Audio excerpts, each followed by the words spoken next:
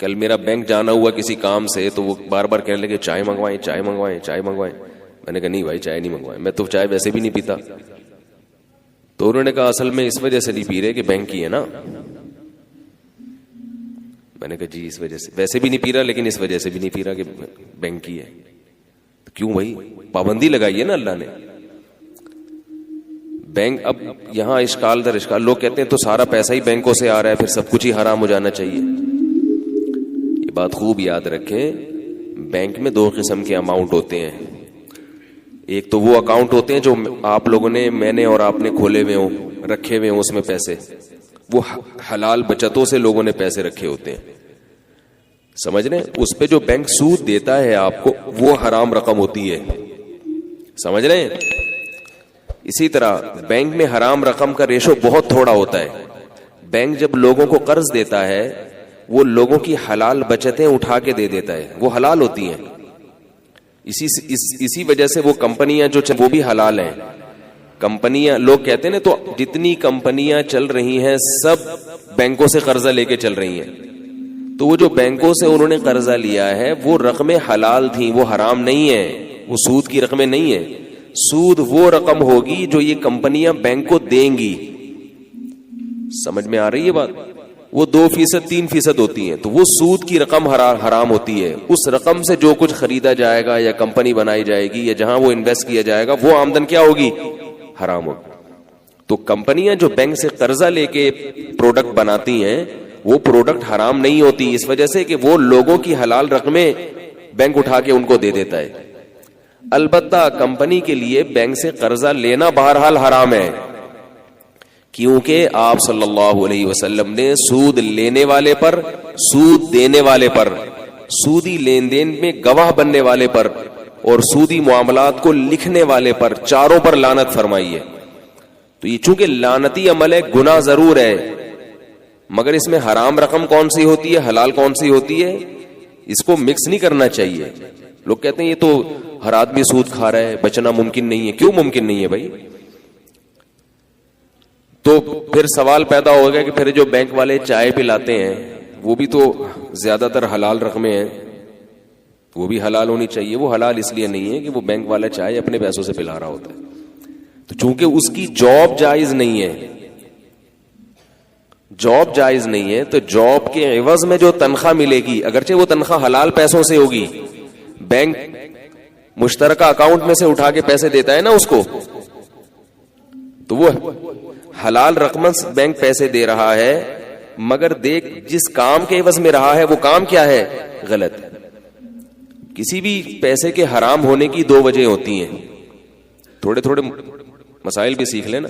حرام 2 وجہ ہوتی ہیں, ایک یہ کہ کام جائز نہ ہو, اور ایک یہ کہ کام تو جائز ہے مگر آپ کو تنخواہ حرام پیسوں سے دی جا رہی ہے. اب میں اس کی ایک مثال سے بات سمجھا کے پھر اپنے اصل موضوع کی طرف آتا ہوں. دیکھو, ایک آدمی نے چوری کی, چوری کا عمل حرام ہے نا.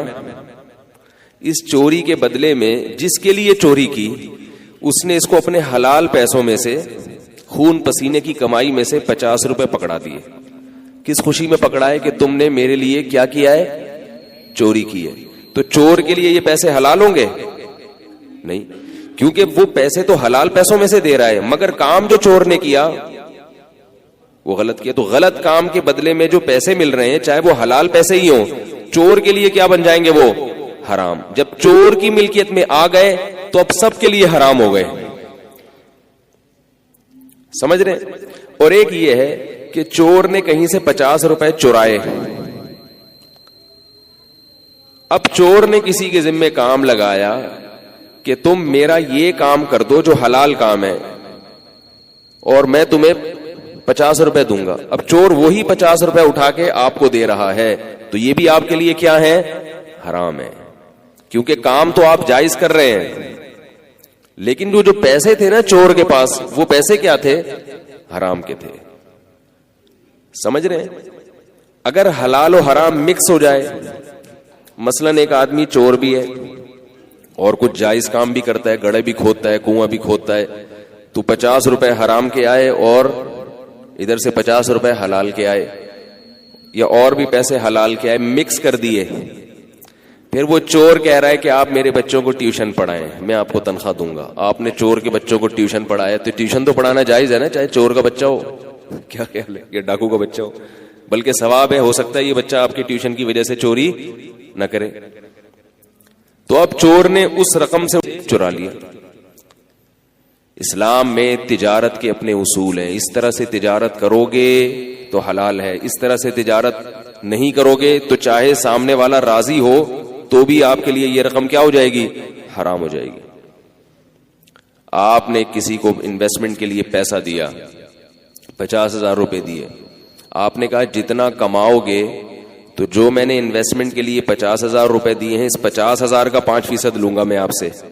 یہ حلال ہے حرام ہے؟ حرام ہے. ہاں آپ نے کہا کہ اس 50 سے جو کماؤ گے, جو ارننگ ہوگی, اس ارننگ میں 25% میں شریک ہوں, تو یہ کیا ہو گیا, حلال ہو گیا. اب گورا کہتے ہیں یہ کیا ٹینشن لگائی ہوئی ہے یار, گورا تو ان چیزوں کو نہیں مانتا نا, کہہ رہے پیسے کماؤ, جب وہ خوشی سے دے رہا ہے, وہ کہہ رہا ہے میں 50,000 پہ 10% آپ کو دوں گا, تو ارننگ سے دے یا انویسٹمنٹ سے دے, آپ کو کیا ہے, وہ کیپٹل سے دے دے یا ارننگ سے دے, کیا مجھے کیا مولویوں نے لگائی ہوئی. تو مولویوں نے نہیں لگائی, یہ پابندی کہاں سے لگی ہے, اس مذہب سے لگی ہے بھائی, جس مذہب سے ہم وابستہ ہیں, جس نبی کا ہم نے کلمہ پڑھا ہے. تو اتنی پابندیاں, ان کے ہاں کتنی آزادی ہے, 10-10 20-20 گرل فرینڈ رکھو. ہمارے ہاں آنکھ مٹکے پر بھی پابندی, گرل فرینڈ تو بہت دور کی بات, کسی خاتون کو آپ گرل فرینڈ کی نیت سے دیکھ بھی نہیں سکتے. ضرورت سے کسی کو دیکھنا ہو تو بہن بیٹی سمجھ کے دیکھ لو. مجھے لگ رہا ہے یہ نوجوان یہاں بے ہوش ہو جائیں گے, کیسی باتیں کر رہا ہے یار. میں نے میڈیکل کالج میں ایک دفعہ لڑکوں میں بیان کیا, تو وہ کہہ رہے ہیں ہماری فیمیل ٹیچرز ہمیں پڑھاتی ہیں, بعض اس میں جوان بھی ہوتی ہیں, بعض عمر ایجڈ بھی ہوتی ہیں, تو ہم منہ نیچے کر کے کب تک بیٹھے رہیں ہے بھائی. تو میں نے کہا چلو گردن میں درد ہو رہا ہے, دیکھ لو ان کی طرف, لیکن اپنی بہن سمجھ کے دیکھو, باجی سمجھ کے دیکھو, کسی کو اپنی ماں سمجھ کے دیکھو جو عمر میں زیادہ ہے, جو عمر کے قریب قریب, تو ضرورت سے اگر دیکھنا پڑے تو بہن سمجھ کے دیکھ لو. تو ایک ان میں بہت ہی تپا ہوا تھا, کہنے لگا مفتی صاحب کی بہن ہوگی, کہنے لگا ان کی ہوگی بہن. تو ٹھیک ہے بھائی, آپ دیکھ لو جس نیت سے دیکھنا ہے, لیکن حساب بہرحال دینا پڑے گا, حساب دینا پڑے گا اگر آپ سمجھتے ہو.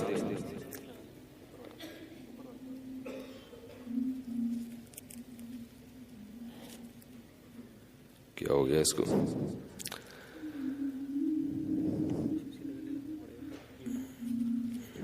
پہلے الٹا لگا ہوا تھا.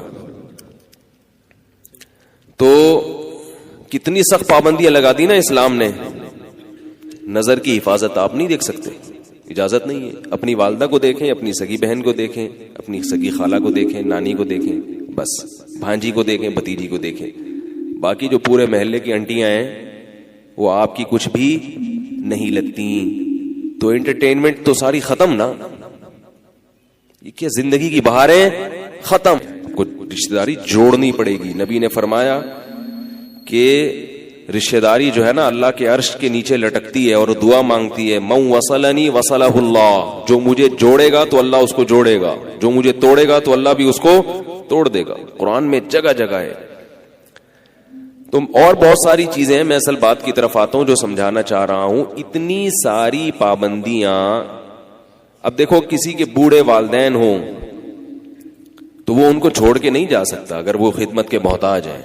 آپ کی کتنی اچھی جاب یورپ میں لگ جائے, اگر آپ کے والدین بوڑھے ہیں اور ان کی خدمت کرنے والا کوئی نہیں ہے تو آپ ان کو اولڈ ہاؤس میں جمع نہیں کرا سکتے.